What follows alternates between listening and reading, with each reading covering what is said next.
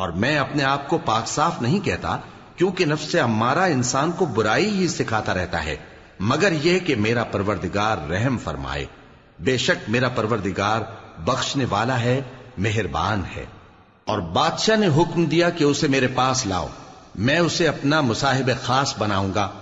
پھر جب ان سے گفتگو کی تو کہا کہ آج سے تم ہمارے ہاں صاحب منزلت ہو اور صاحب اعتبار ہو۔ یوسف نے کہا مجھے زرعی پیداوار پر مقرر کر دیجئے، کیونکہ میں حفاظت بھی کر سکتا ہوں اور اس کام سے واقف بھی ہوں۔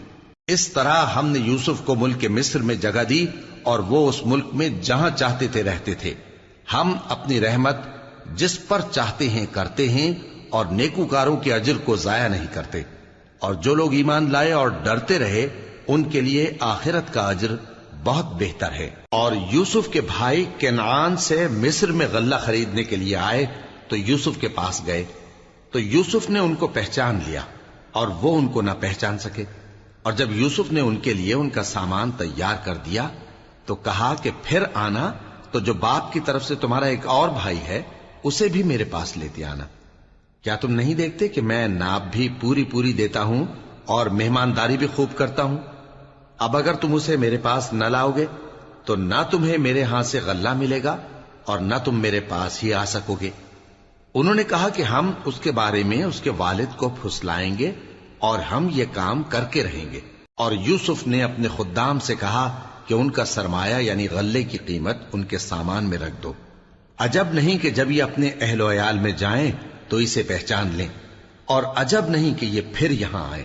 بس جب وہ اپنے والد کے پاس واپس گئے تو کہنے لگے کہ ابا ہمارے لیے غلے کی بندش کر دی گئی ہے، تو ہمارے ساتھ ہمارے بھائی کو بھیج دیجئے تاکہ ہم پھر غلہ لائیں اور ہم اس کے نگہبان ہیں۔ یعقوب نے کہا کہ میں اس کے بارے میں تمہارا اعتبار نہیں کرتا، مگر ویسا ہی جیسا پہلے اس کے بھائی کے بارے میں کیا تھا، سو اللہ ہی بہتر نگہبان ہے اور وہ سب سے زیادہ رحم کرنے والا ہے۔ اور جب انہوں نے اپنا اسباب کھولا تو دیکھا کہ ان کا سرمایہ واپس کر دیا گیا ہے۔ کہنے لگے ابا ہمیں اور کیا چاہیے؟ دیکھیے یہ ہماری پونجی بھی ہمیں واپس کر دی گئی ہے، اور ہم اپنے اہل و عیال کے لیے پھر غلہ لائیں گے اور اپنے بھائی کی نگہبانی کریں گے، اور ایک بار شتر زیادہ لائیں گے کہ یہ غلہ جو ہم لائے ہیں تھوڑا ہے۔ یعقوب نے کہا کہ جب تک تم اللہ کا عہد نہ دو کہ اس کو میرے پاس صحیح و سالم لے آؤ گے، میں اسے ہرگز تمہارے ساتھ نہیں بھیجنے کا، مگر یہ کہ تم گھیر لیے جاؤ یعنی بے بس ہو جاؤ تو مجبوری ہے۔ پس جب انہوں نے والد کو اپنا قول دیا تو یعقوب نے کہا کہ جو قول و قرار ہم کر رہے ہیں اس کا اللہ ضامن ہے، اور فرمایا کہ اے میرے بیٹو ایک ہی دروازے سے داخل نہ ہونا بلکہ جدا جدا دروازوں سے داخل ہونا، اور میں اللہ کی تقدیر کو تو تم سے روک نہیں سکتا، بے شک حکم اللہ ہی کا ہے، میں اسی پر بھروسہ رکھتا ہوں اور اہل توکل کو اسی پر بھروسہ رکھنا چاہیے۔ اور جب وہ ان مقامات سے داخل ہوئے جہاں جہاں سے داخل ہونے کے لیے ان کے والد نے ان سے کہا تھا، تو وہ تدبیر اللہ کے حکم کو ذرا بھی ٹال نہیں سکتی تھی۔ ہاں وہ یعقوب کے دل کی خواہش تھی جو انہوں نے پوری کی تھی، اور بے شک وہ صاحب علم تھے کیونکہ ہم نے ان کو علم سکھایا تھا، لیکن اکثر لوگ نہیں جانتے۔ اور جب وہ لوگ یوسف کے پاس پہنچے تو یوسف نے اپنے حقیقی بھائی کو اپنے پاس جگہ دی اور کہا کہ میں تمہارا بھائی ہوں، تو جو سلوک یہ ہمارے ساتھ کرتے رہے ہیں اس پر افسوس نہ کرنا۔ پھر جب ان کا اسباب تیار کر دیا تو اپنے بھائی کے تھیلے میں آپ خورا رکھ دیا۔ پھر جب وہ آبادی سے باہر نکل گئے تو ایک پکارنے والے نے آواز دی کہ قافلے والو تم تو چور ہو۔ وہ ان کی طرف متوجہ ہو کر کہنے لگے کہ تمہاری کیا چیز کھوئی گئی ہے؟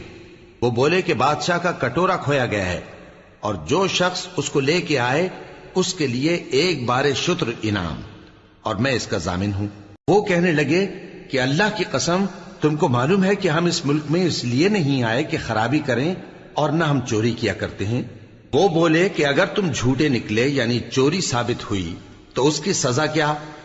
انہوں نے کہا کہ اس کی سزا یہ کہ جس کے تھیلے میں وہ دستیاب ہو وہی اس کا بدل قرار دیا جائے، ہم ظالموں کو یہی سزا دیا کرتی ہیں۔ پھر یوسف نے اپنے بھائی کے تھیلے سے پہلے ان کے تھیلوں کو دیکھنا شروع کیا، پھر اپنے بھائی کے تھیلے میں سے اس کو نکال لیا۔ اس طرح ہم نے یوسف کے لیے تدبیر کی، ورنہ بادشاہ کے قانون کے مطابق وہ اپنے بھائی کو لے نہیں سکتے تھے مگر یہ کہ اللہ چاہے ہم جس کے چاہتے ہیں درجے بلند کرتے ہیں، اور ہر علم والے سے بڑھ کر ایک بڑا علم والا ہے۔ برادران یوسف نے کہا کہ اگر اس نے چوری کی ہو تو کچھ عجب نہیں کہ اس کے ایک بھائی نے بھی پہلے چوری کی تھی، مگر یوسف نے اس بات کو اپنے دل میں مخفی رکھا اور ان پر ظاہر نہ ہونے دیا، یعنی زیر لب کہا کہ تم بڑے برے ہو اور جو تم بیان کرتے ہو اللہ اسے خوب جانتا ہے۔ وہ کہنے لگے کہ اے عزیز، اس کے والد بہت بوڑھے ہیں اور اس سے بہت محبت رکھتے ہیں، تو اس کو چھوڑ دیجئے اور اس کی جگہ ہم میں سے کسی کو رکھ لیجئے، ہم دیکھتے ہیں کہ آپ احسان کرنے والے ہیں۔ یوسف نے کہا کہ اللہ پناہ میں رکھے کہ جس شخص کے پاس ہم نے اپنی چیز پائی ہے اس کے سوا کسی اور کو پکڑ لیں، ایسا کریں تو ہم بڑے بے انصاف ہیں۔ آخر جب وہ اس سے نا امید ہو گئے تو الگ ہو کر صلاح کرنے لگے۔ سب سے بڑے نے کہا، کیا تم نہیں جانتے کہ تمہارے والد نے تم سے اللہ کا عہد لیا ہے اور اس سے پہلے بھی تم یوسف کے بارے میں قصور کر چکے ہو؟ تو جب تک والد صاحب مجھے اجازت نہ دیں میں تو اس جگہ سے ہلنے کا نہیں، یا اللہ میرے لیے کوئی فیصلہ کرے، اور وہ سب سے بہتر فیصلہ کرنے والا ہے۔ تم سب والد صاحب کے پاس واپس جاؤ اور کہو کہ ابا، آپ کے صاحبزادے نے وہاں جا کر چوری کی، اور ہم نے تو اپنی دانست کے مطابق آپ سے اس کے لے آنے کا عہد کیا تھا، مگر ہم غیب کی باتوں کے جاننے اور یاد رکھنے والے تو نہیں تھے، اور جس بستی میں ہم ٹھہرے تھے وہاں سے، یعنی اہل مصر سے، اور جس قافلے میں آئے ہیں اس سے دریافت کر لیجئے، اور ہم اس بیان میں بالکل سچے ہیں۔ جب انہوں نے یہ بات یعقوب سے آ کر کہی تو انہوں نے کہا کہ حقیقت یوں نہیں ہے، بلکہ یہ بات تم نے اپنے دل سے بنا لی ہے، تو صبر ہی بہتر ہے۔ عجب نہیں کہ اللہ ان سب کو میرے پاس لے آئے، بے شک وہ علم والا ہے، حکمت والا ہے۔ اور ان کے پاس سے چلے گئے اور کہنے لگے کہ ہائے افسوس یوسف پر، ہائے افسوس، اور رنج و الم میں ان کی آنکھیں سفید ہو گئیں اور ان کا دل غم سے بھر رہا تھا۔ بیٹے کہنے لگے کہ واللہ آپ تو یوسف کو اسی طرح یاد ہی کرتے رہیں گے یہاں تک کہ آپ گھل جائیں گے یا جان ہی دے دیں گے۔ انہوں نے کہا کہ میں تو اپنے غم و اندوہ کا اظہار اللہ سے کرتا ہوں، اور اللہ کی طرف سے وہ باتیں جانتا ہوں جو تم نہیں جانتے۔ اے بیٹو، یوں کرو کہ ایک دفعہ پھر جاؤ اور یوسف اور اس کے بھائی کو تلاش کرو، اور اللہ کی رحمت سے نا امید نہ ہونا کہ اللہ کی رحمت سے تو کافر لوگ ہی نا امید ہوا کرتے ہیں۔ پھر جب وہ یوسف کے پاس گئے تو کہنے لگے کہ اے عزیز، ہمیں اور ہمارے اہل و عیال کو بڑی تکلیف ہو رہی ہے، اور ہم یہ تھوڑا سا سرمایہ لائے ہیں، آپ ہمیں اس کے عوض پورا غلہ دے دیجئے اور ہم پر خیرات کیجئے کہ اللہ خیرات کرنے والوں کو ثواب دیتا ہے۔ یوسف نے کہا، تمہیں معلوم ہے کہ جب تم نادانی میں پھنسے ہوئے تھے تو تم نے یوسف اور اس کے بھائی کے ساتھ کیا کیا تھا؟ وہ بولے، کیا واقعی تم ہی یوسف ہو؟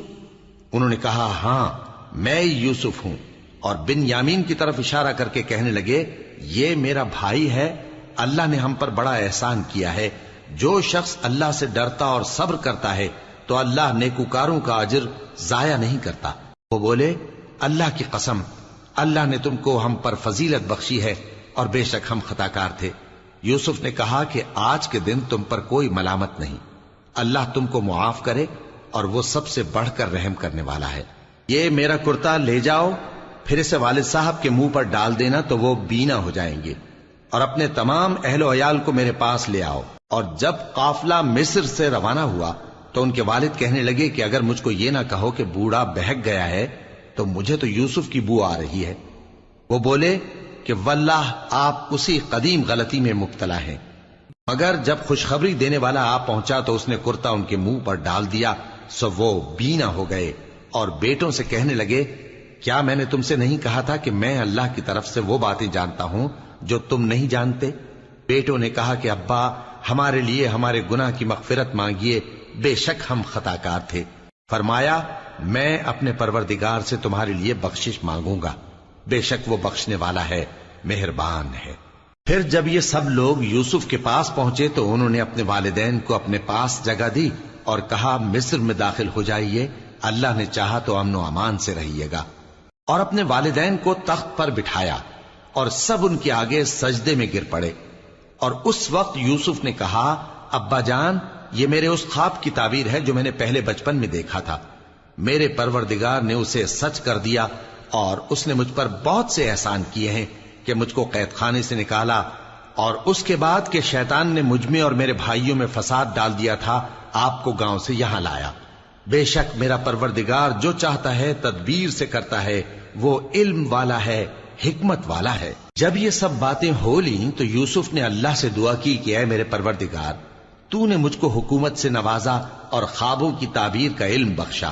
اے آسمانوں اور زمین کے پیدا کرنے والے، تو ہی دنیا اور آخرت میں میرا کارساز ہے۔ تو مجھے دنیا سے اپنی اطاعت کی حالت میں اٹھائیو اور آخرت میں اپنے نیک بندوں میں داخل کیجو۔ اے پیغمبر، یہ اخبار غیب میں سے ہیں جو ہم تمہاری طرف بھیجتے ہیں۔ اور جب برادران یوسف نے اپنی بات پر اتفاق کیا تھا اور وہ فریب کر رہے تھے تو تم ان کے پاس تو نہ تھے، اور بہت سے آدمی گو تم کتنی خواہش کرو ایمان لانے والے نہیں ہیں، اور تم ان سے اس خیر خواہی کا کچھ صلہ بھی تو نہیں مانگتے۔ یہ قرآن اور کچھ نہیں تمام جہانوں کے لیے نصیحت ہے، اور آسمان و زمین میں بہت سی نشانیاں ہیں جن پر سے یہ گزرتے ہیں اور ان کو نظر انداز کر دیتے ہیں، اور یہ اکثر اللہ پر ایمان نہیں رکھتے مگر اس کے ساتھ شرک بھی کرتے ہیں۔ تو کیا یہ اس بات سے بے خوف ہیں کہ ان پر اللہ کا عذاب نازل ہو کر ان کو ڈھانپ لے، یا ان پر ناگہاں قیامت آ جائے اور انہیں خبر بھی نہ ہو؟ کہہ دو میرا رستہ تو یہ ہے، میں اللہ کی طرف بلاتا ہوں سمجھ بوجھ کر، میں بھی لوگوں کو اللہ کی طرف بلاتا ہوں اور میرے پیراؤ بھی، اور اللہ پاک ہے اور میں شرک کرنے والوں میں سے نہیں ہوں۔ اور ہم نے تم سے پہلے بستیوں کے رہنے والوں میں سے مرد ہی بھیجے تھے جن کی طرف ہم وہی بھیجتے تھے۔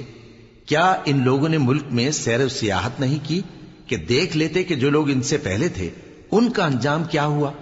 اور متقیوں کے لیے آخرت کا گھر بہت اچھا ہے، کیا تم سمجھتے نہیں؟ یہاں تک کہ جب پیغمبر نا امید ہو گئے اور انہوں نے خیال کیا کہ اپنی نصرت کے بارے میں جو بات انہوں نے کہی تھی اس میں وہ سچے نہ نکلے، تو ان کے پاس ہماری مدد آ پہنچی، پھر جسے ہم نے چاہا بچا دیا، اور ہمارا عذاب اتر کر گناہگار لوگوں سے پھیرا نہیں کرتا۔ ان کے قصے میں عقل مندوں کے لیے عبرت ہے۔ یہ قرآن ایسی بات نہیں ہے جو اپنے دل سے بنائی گئی ہو، بلکہ جو کتابیں اس سے پہلے نازل ہوئی ہیں ان کی تصدیق کرنے والا ہے، اور ہر چیز کی تفصیل کرنے والا، اور مومنوں کے لیے ہدایت اور رحمت ہے۔ شروع اللہ کا نام لے کر جو بڑا مہربان نہایت رحم والا ہے۔ الف لام میم را۔ اے نبی، یہ کتاب الہی کی آیتیں ہیں، اور جو کچھ تمہارے پروردگار کی طرف سے تم پر نازل ہوا ہے حق ہے، لیکن اکثر لوگ ایمان نہیں لاتے۔ اللہ وہی تو ہے جس نے ستونوں کے بغیر آسمان جیسا کہ تم دیکھتے ہو اتنے اونچے بنائے، پھر عرش پر جلوہ افروز ہوا اور سورج اور چاند کو کام میں لگا دیا، ہر ایک میعاد معین تک گردش کر رہا ہے۔ وہی دنیا کے کاموں کا انتظام کرتا ہے، اس طرح وہ اپنی آیتیں کھول کھول کر بیان کرتا ہے کہ تم اپنے پروردگار کے روبرو جانے کا یقین کرو۔ اور وہی ہے جس نے زمین کو پھیلایا اور اس میں پہاڑ اور دریا پیدا کیے اور ہر طرح کے میووں کی دو دو قسمیں بنائیں۔ وہی رات کو دن کا لباس پہناتا ہے، غور کرنے والوں کے لیے اس میں بہت سی نشانیاں ہیں۔ اور زمین میں کئی طرح کے قطعات ہیں ایک دوسرے سے ملے ہوئے، اور انگور کے باغ اور کھیتی اور کھجور کے درخت، بعض کی بہت سی شاخیں ہیں اور بعض کی اتنی نہیں ہوتی، باوجود کہ پانی سب کو ایک ہی ملتا ہے۔ اور ہم بعض میووں کو بعض پر لذت میں فضیلت دیتی ہیں، اور اس میں سمجھنے والوں کے لیے بہت سی نشانیاں ہیں۔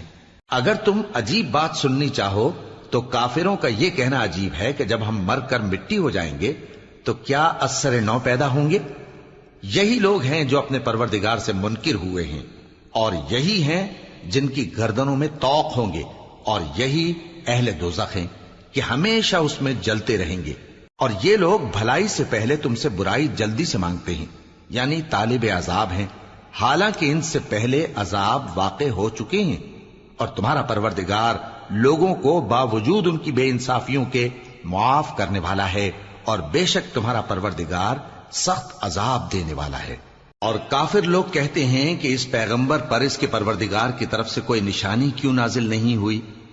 اے نبی، تم تو صرف خبردار کرنے والے ہو، اور ہر ایک قوم کے لیے رہنما ہوا کرتا ہے۔ اللہ ہی اس بچے سے واقف ہے جو عورت کے پیٹ میں ہوتا ہے، اور وہی پیٹ کے سکڑنے اور بڑھنے سے بھی واقف ہے، اور ہر چیز کا اس کے ہاں ایک اندازہ مقرر ہے۔ وہ چھپی اور ظاہر چیزوں کا جاننے والا ہے، سب سے بزرگ ہے، عالی رتبہ ہے۔ کوئی تم میں سے چپکے سے بات کہے یا پکار کر، یا رات کو کہیں چھپ جائے یا دن کی روشنی میں کھلم کھلا چلے پھرے، اللہ کے نزدیک برابر ہے۔ اس کے آگے اور پیچھے اللہ کے چوکیدار ہیں جو اللہ کے حکم سے اس کی نگرانی کرتے ہیں۔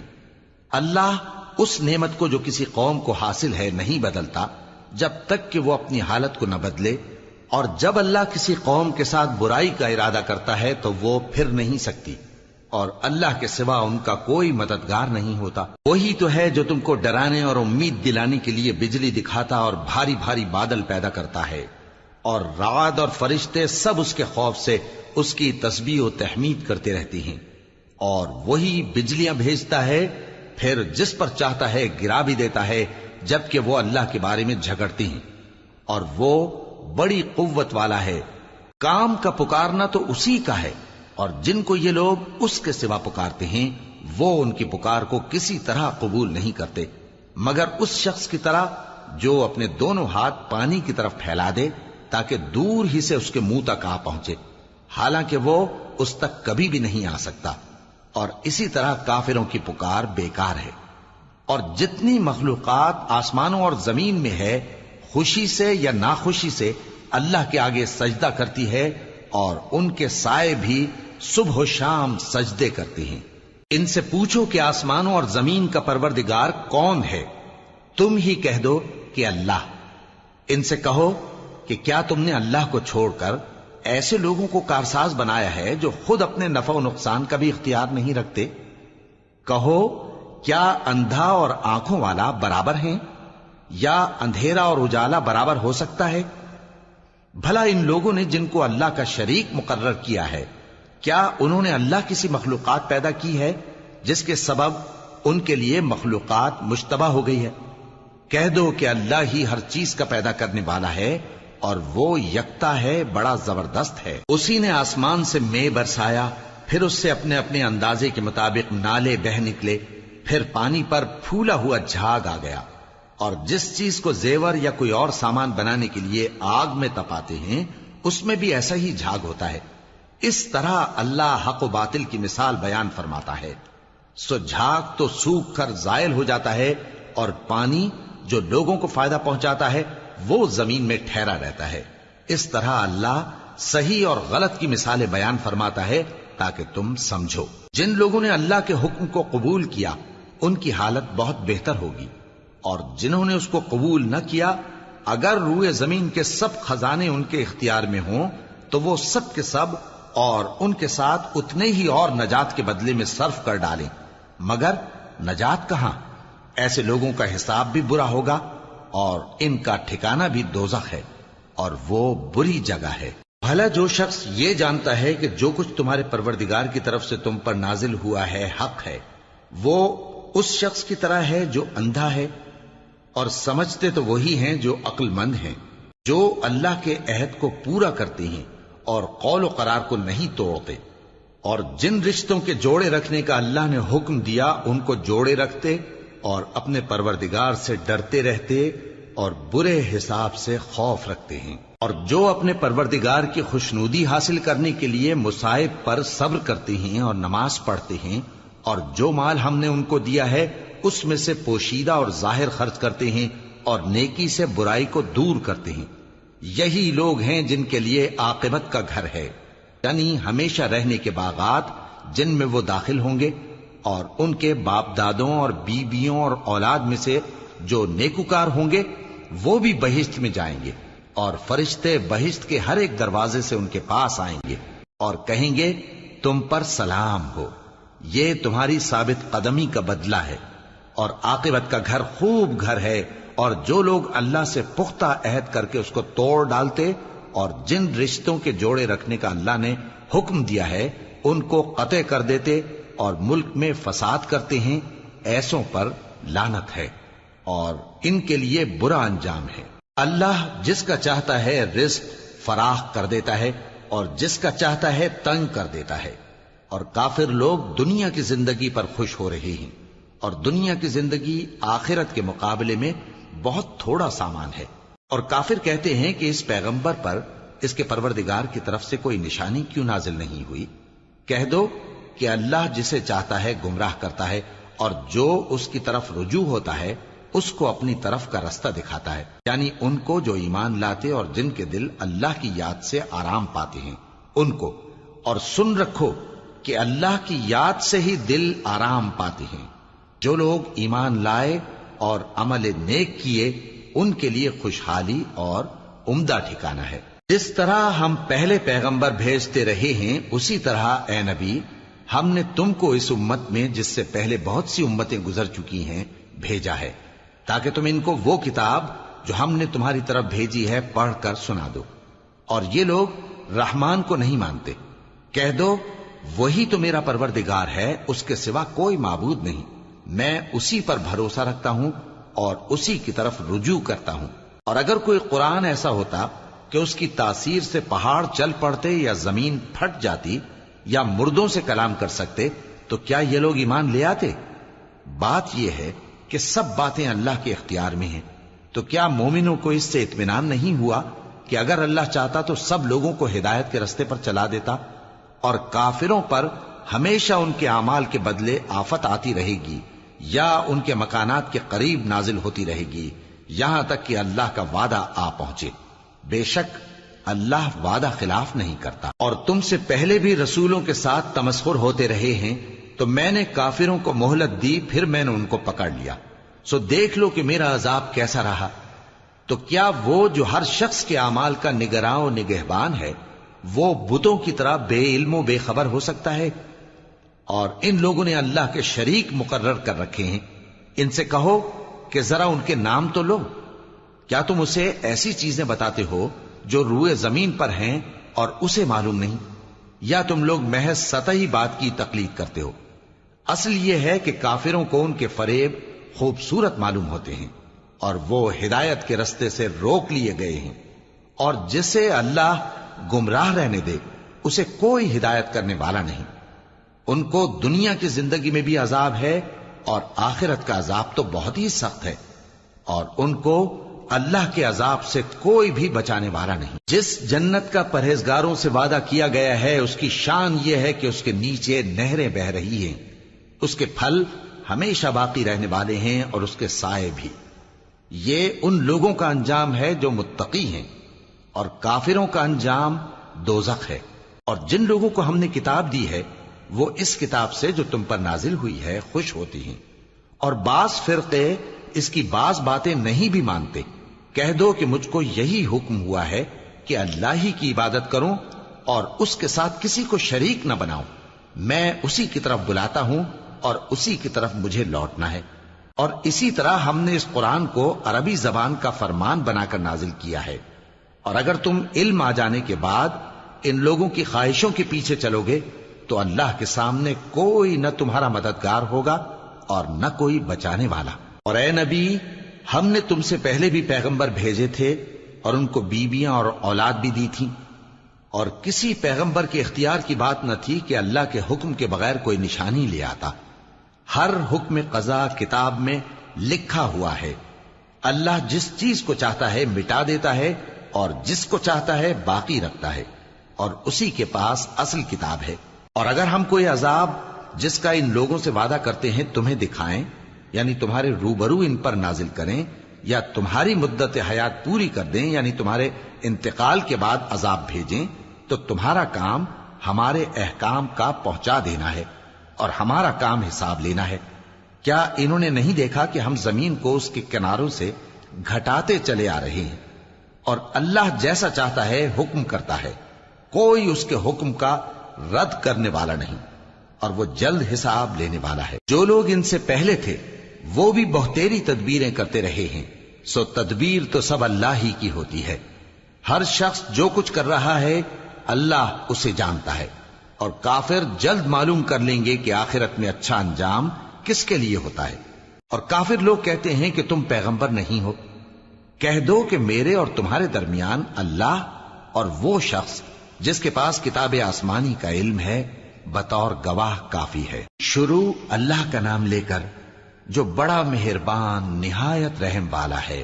الف لام را، یہ ایک پر نور کتاب ہے، اس کو ہم نے تم پر اس لیے نازل کیا ہے کہ تم لوگوں کو اندھیروں سے نکال کر روشنی کی طرف لے جاؤ، یعنی ان کے پروردگار کے حکم سے عزت والے خوبیوں والے مالک کے راستے کی طرف، یعنی اس اللہ کے راستے کی طرف کہ جو کچھ آسمانوں اور زمین میں ہے سب اسی کا ہے۔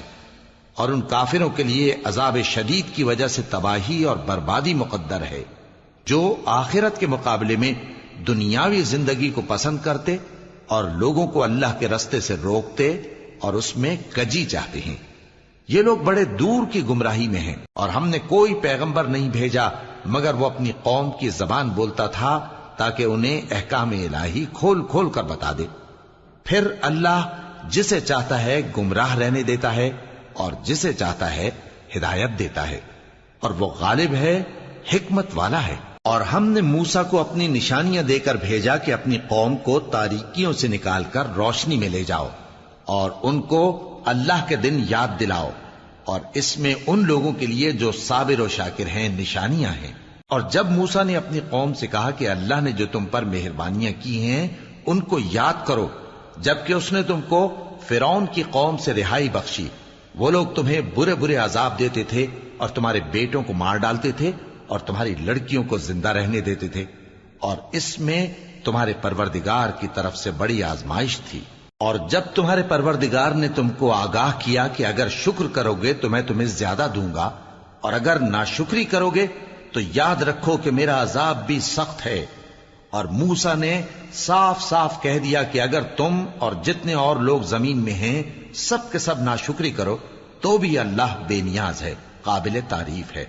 بھلا تم کو ان لوگوں کے حالات کی خبر نہیں پہنچی جو تم سے پہلے تھے، یعنی نوح اور عاد اور سمود کی قوم اور جو ان کے بعد تھے، جن کا علم اللہ کے سوا کسی کو نہیں۔ جب ان کے پاس ان کے پیغمبر نشانیاں لے کر آئے تو انہوں نے اپنے ہاتھ ان کے منہوں پر رکھ دیے کہ خاموش رہو، اور کہنے لگے کہ ہم تو تمہاری رسالت کو تسلیم نہیں کرتے، اور جس چیز کی طرف تم ہمیں بلاتے ہو ہم کو اس میں بھاری شک ہے۔ ان کے پیغمبروں نے کہا کیا تم کو اللہ کے بارے میں شک ہے جو آسمانوں اور زمین کا پیدا کرنے والا ہے؟ وہ تمہیں اس لیے بلاتا ہے کہ تمہارے گناہ بخشے اور ایک مدت مقرر تک تم کو مہلت دے۔ وہ بولے کہ تم تو ہمارے ہی جیسے آدمی ہو، تمہارا یہ منشا ہے کہ جن چیزوں کو ہمارے بڑے پوجتے رہے ہیں ان کے پوجنے سے تم ہمیں روک دو، تو اچھا کوئی کھلی دلیل لاؤ، یعنی معجزہ دکھاؤ۔ پیغمبروں نے ان سے کہا کہ ہاں ہم تمہارے ہی جیسے آدمی ہیں، لیکن اللہ اپنے بندوں میں سے جس پر چاہتا ہے نبوت کا احسان کرتا ہے، اور ہمارے اختیار کی بات نہیں کہ ہم اللہ کے حکم کے بغیر تم کو تمہاری فرمائش کے مطابق معجزہ دکھائیں، اور اللہ ہی پر مومنوں کو تو بھروسہ رکھنا چاہیے۔ اور ہم کیوں اللہ پر بھروسہ نہ رکھیں حالانکہ اس نے ہم کو ہمارے دین کے سیدھے رستے بتائے ہیں، اور جو تکلیفیں تم ہم کو دیتے ہو اس پر ہم صبر کریں گے، اور اہل توکل کو تو اللہ ہی پر بھروسہ رکھنا چاہیے۔ اور جو کافر تھے انہوں نے اپنے پیغمبروں سے کہا کہ یا تو ہم تم کو اپنے ملک سے باہر نکال دیں گے یا تم ہمارے مذہب میں واپس آ جاؤ۔ پس ان کے پروردگار نے ان کی طرف وحی بھیجی کہ ہم ظالموں کو ہلاک کر دیں گے اور ان کے بعد تم کو اس زمین میں آباد کر دیں گے۔ یہ اس شخص کے لیے ہے جو قیامت کے روز میرے سامنے کھڑے ہونے سے ڈرے اور میرے عذاب سے خوف کرے۔ اور پیغمبروں نے اللہ سے فتح چاہی اور ہر سرکش ضدی نامراد رہ گیا۔ اس کے پیچھے دوزخ ہے اور اسے پیپ والا پانی پلایا جائے گا، وہ اس کو گھونٹ گھونٹ کر کے پیے گا اور گلے سے نہیں اتار سکے گا، اور ہر طرف سے اسے موت آ رہی ہوگی مگر وہ مرنے میں نہیں آئے گا، اور اس کے بعد سخت عذاب ہوگا۔ جن لوگوں نے اپنے پروردگار سے کفر کیا ان کے اعمال کی مثال راکھ کی سی ہے کہ آندھی کے دن اس پر زور کی ہوا چلے جو اسے اڑا لے جائے۔ اسی طرح جو کام وہ کرتے رہے ان پر ان کو کچھ قابو نہ ہوگا۔ یہی تو پرلے سرے کی گمراہی ہے۔ کیا تم نے نہیں دیکھا کہ اللہ نے آسمانوں اور زمین کو تدبیر سے پیدا کیا ہے، اگر وہ چاہے تو تم کو نابود کر دے اور تمہاری جگہ نئی مخلوق پیدا کر دے، اور یہ اللہ کو کچھ بھی مشکل نہیں۔ اور قیامت کے دن سب لوگ اللہ کے سامنے کھڑے ہوں گے تو غریب پیروکار بڑے بن بیٹھنے والوں سے کہیں گے کہ ہم تو تمہارے پیرو تھے، کیا تم اللہ کا کچھ عذاب ہم پر سے دفع کر سکتے ہو؟ وہ کہیں گے کہ اگر اللہ ہم کو ہدایت کرتا تو ہم تم کو ہدایت کرتے۔ اب ہم گھبراہٹ ظاہر کریں یا صبر کریں ہمارے حق میں برابر ہے، کوئی جگہ رہائی کی ہمارے لیے نہیں ہے۔ اور جب حساب کتاب کا کام فیصل ہو چکے گا تو شیطان کہے گا جو وعدہ اللہ نے تم سے کیا تھا وہ تو سچا تھا، اور جو وعدہ میں نے تم سے کیا تھا وہ جھوٹا تھا، اور میرا تم پر کسی طرح کا زور نہیں تھا۔ ہاں، میں نے تم کو گمراہی اور باطل کی طرف بلایا تو تم نے جلدی سے اور بے دلیل میرا کہنا مان لیا۔ تو آج مجھے ملامت نہ کرو، اپنے آپ ہی کو ملامت کرو۔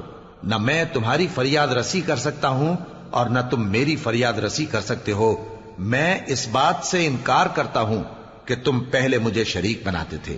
بے شک جو ظالم ہیں ان کے لیے درد دینے والا عذاب ہے۔ اور جو ایمان لائے اور عمل نیک کرتے رہے وہ بہشتوں میں داخل کیے جائیں گے جن کے نیچے نہریں بہہ رہی ہیں۔ اپنے پروردگار کے حکم سے وہ ہمیشہ ان میں رہیں گے، وہاں وہ ہر ملاقات پر ایک دوسرے کو سلام کہیں گے۔ کیا تم نے نہیں دیکھا کہ اللہ نے کلمہ طیبہ کی کیسی مثال بیان فرمائی ہے؟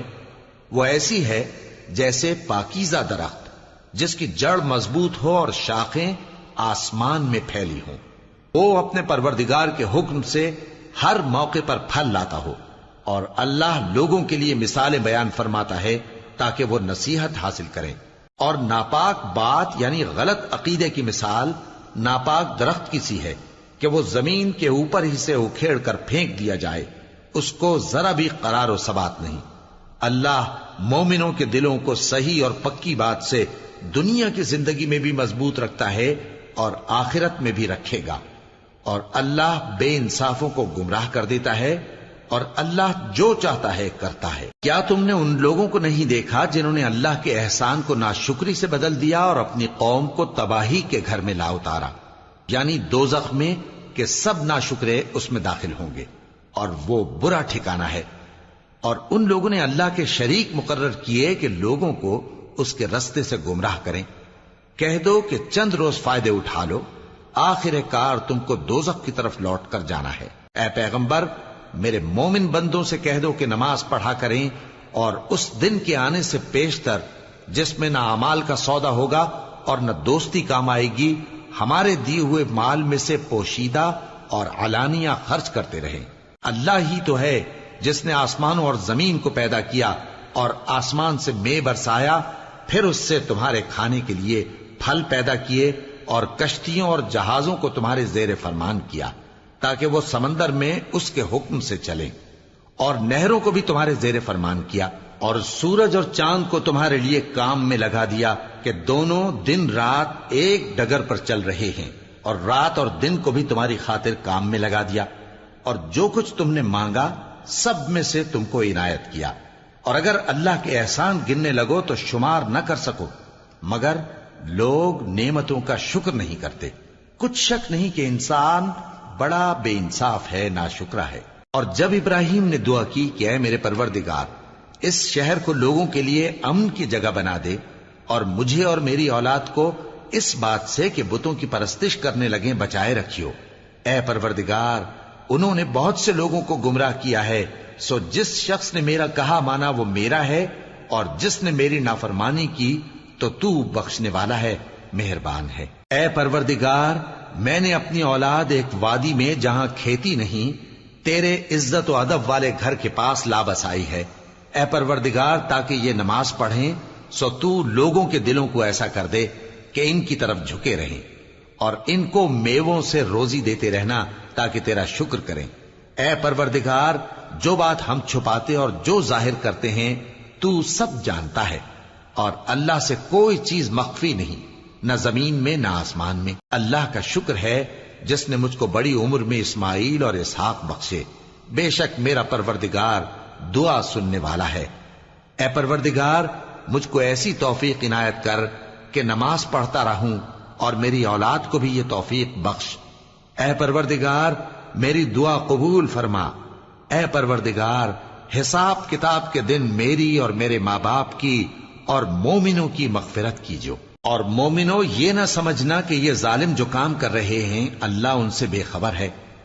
وہ ان کو اس دن تک مہلت دے رہا ہے جبکہ دہشت کے سبب آنکھیں پھٹی کی پھٹی رہ جائیں گی اور لوگ سر اٹھائے ہوئے میدان قیامت کی طرف دوڑ رہے ہوں گے۔ ان کی نگاہیں خود اپنی طرف لوٹ نہ سکیں گی اور ان کے دل مارے خوف کے ہوا ہو رہے ہوں گے۔ اور لوگوں کو اس دن سے آگاہ کر دو جب ان پر عذاب آ جائے گا۔ تب ظالم لوگ کہیں گے کہ اے ہمارے پروردگار، ہمیں تھوڑی سی مہلت عطا کر تاکہ ہم تیری دعوت توحید قبول کریں اور تیرے پیغمبروں کے پیچھے چلیں۔ تو جواب ملے گا، کیا تم پہلے قسمیں نہیں کھایا کرتے تھے کہ تم کو اس حال سے جس میں تم ہو زوال نہیں ہوگا؟ اور جو لوگ اپنے آپ پر ظلم کرتے تھے تم ان کے مکانوں میں رہتے تھے، اور تم پر ظاہر ہو چکا تھا کہ ہم نے ان لوگوں کے ساتھ کس طرح کا معاملہ کیا تھا، اور تمہارے سمجھانے کے لیے مثالیں بیان کر دی تھیں۔ اور انہوں نے بڑی بڑی تدبیریں کی، اور ان کی سب تدبیریں اللہ کے ہاں لکھی ہوئی ہیں۔ گو وہ تدبیریں ایسی غضب کی تھیں کہ ان سے پہاڑ بھی ٹل جائیں۔ تو ایسا خیال نہ کرنا کہ اللہ نے جو اپنے پیغمبروں سے وعدہ کیا ہے وہ اس کے خلاف کرے گا۔ بے شک اللہ زبردست ہے، بدلہ لینے والا ہے۔ جس دن یہ زمین دوسری ہی زمین بنا دی جائے گی اور آسمان بھی بدل دیے جائیں گے اور سب لوگ اللہ کے سامنے نکل کھڑے ہوں گے، جو یکتا ہے بڑا زبردست ہے۔